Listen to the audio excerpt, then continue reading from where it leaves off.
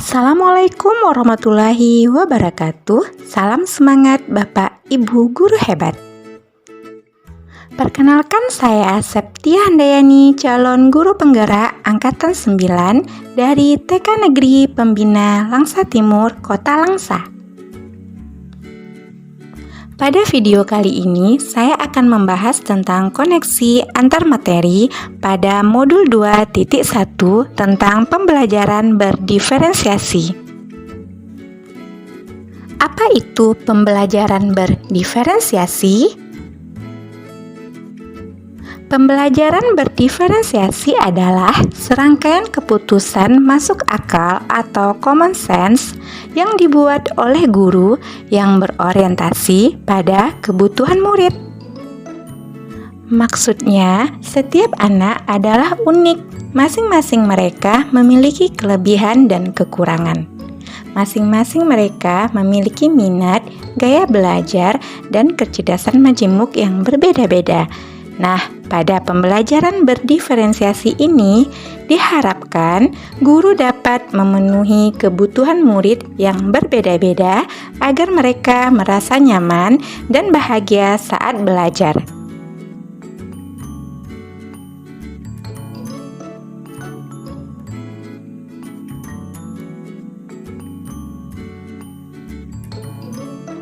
Bagaimana cara melakukan pembelajaran berdiferensiasi di kelas? Agar dapat menerapkan pembelajaran berdiferensiasi di kelas, guru harus: yang pertama, memahami tujuan pembelajaran. Kedua, mengetahui dan merespon kebutuhan belajar murid. Yang ketiga, menciptakan lingkungan belajar yang menyenangkan. Yang keempat, melakukan manajemen kelas yang efektif. Yang kelima, melakukan penilaian yang berkelanjutan. Dan yang keenam, melakukan refleksi. Dalam mengetahui kebutuhan murid, maka guru harus memahami 3 aspek menurut Tomlinson. Yang pertama, kesiapan belajar murid atau readiness. Yang kedua, minat murid. Dan yang ketiga, profil belajar murid. Yang pertama, kesiapan belajar murid atau readiness, yaitu di mana guru harus mempertimbangkan tingkat kesiapan belajar murid atau pengetahuan awal. Hal ini bertujuan agar guru mengetahui apakah pengetahuan dan keterampilan yang dimiliki murid saat ini sesuai dengan keterampilan baru yang akan diajarkan.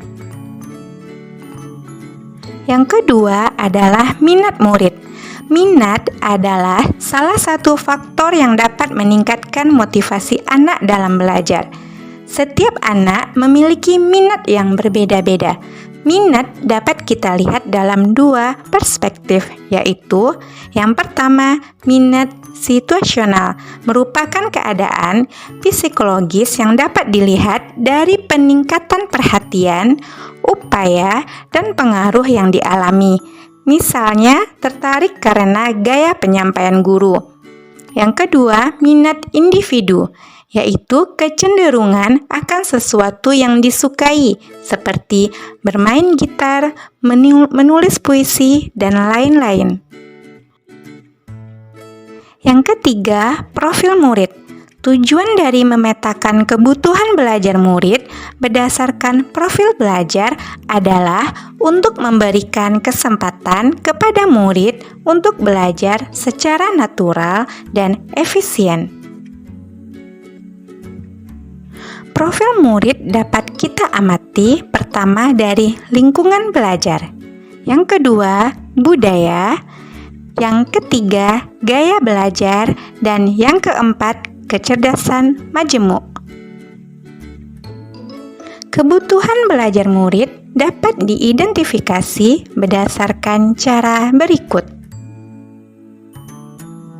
mengamati perilaku murid, mengidentifikasi pengetahuan awal murid, menggunakan berbagai penilaian diagnostik, membandingkan tujuan pembelajaran dengan tingkatan pengetahuan atau keterampilan murid saat ini, mendiskusikan kebutuhan murid dengan orang tua, berbicara dengan guru sebelumnya, membaca rapor murid sebelumnya, dan mereview serta melakukan refleksi terhadap praktik pengajaran.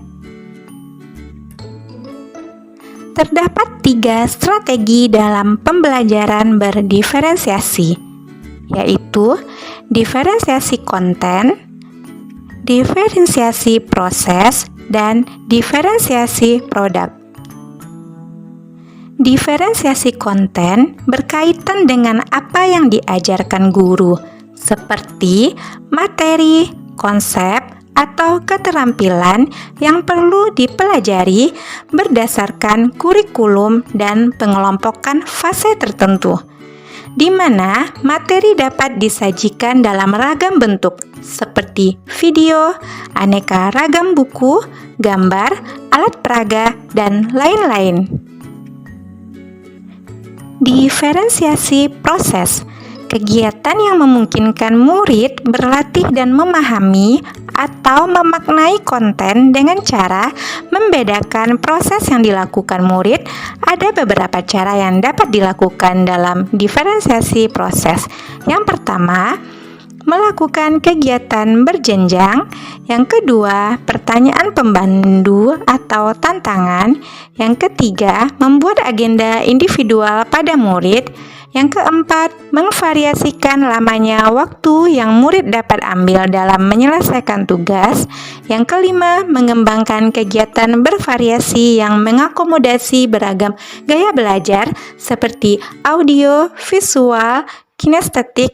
Dan yang keenam, menggunakan pengelompokan yang fleksibel yang sesuai dengan kesiapan, kemampuan, dan minat anak. Diferensiasi produk. Diferensiasi produk adalah hasil pekerjaan atau unjuk kerja yang harus ditunjukkan murid kepada guru.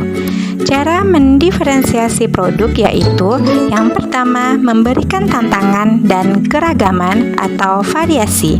Yang kedua, memberikan murid pilihan bagaimana mereka dapat mengekspresikan pembelajaran yang diinginkan. Selanjutnya, mari kita melihat keterkaitan antara modul pembelajaran berdiferensiasi dengan modul-modul lain. Keterkaitan modul 1.1 dengan modul 2.1, yaitu dalam menerapkan pembelajaran berdiferensiasi, guru harus berupaya memenuhi kebutuhan belajar murid sesuai dengan kodrat alam dan kodrat zaman berdasarkan pada filosofi Ki Hajar Dewantara. Selanjutnya yaitu keterkaitan modul 1.2 dengan modul 2.1, yaitu dalam menerapkan pembelajaran berdiferensiasi, seorang guru penggerak harus memiliki nilai keberpihakan pada murid, reflektif, mandiri, kolaboratif, dan inovatif.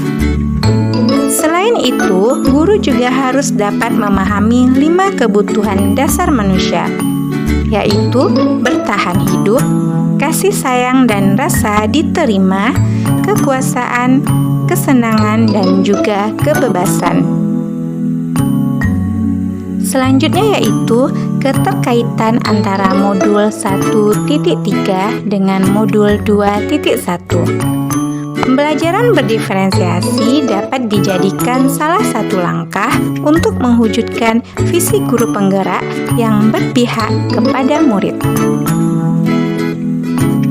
Dan yang terakhir yaitu keterkaitan antara modul 1.4 dengan modul 2.1. Dalam menerapkan pembelajaran berdiferensiasi, antara guru dan murid harus ada kesepakatan kelas terlebih dahulu, agar proses belajar mengajar dapat terlaksana dengan baik sesuai dengan keyakinan kelas dan nilai-nilai budaya positif yang telah disepakati bersama. Di sini guru disarankan untuk menerapkan posisi kontrol ideal sebagai seorang manajer. Demikian pemaparan koneksi antar materi modul 2.1 tentang pembelajaran berdiferensiasi. Semoga dapat menginspirasi. Wassalamualaikum warahmatullahi wabarakatuh.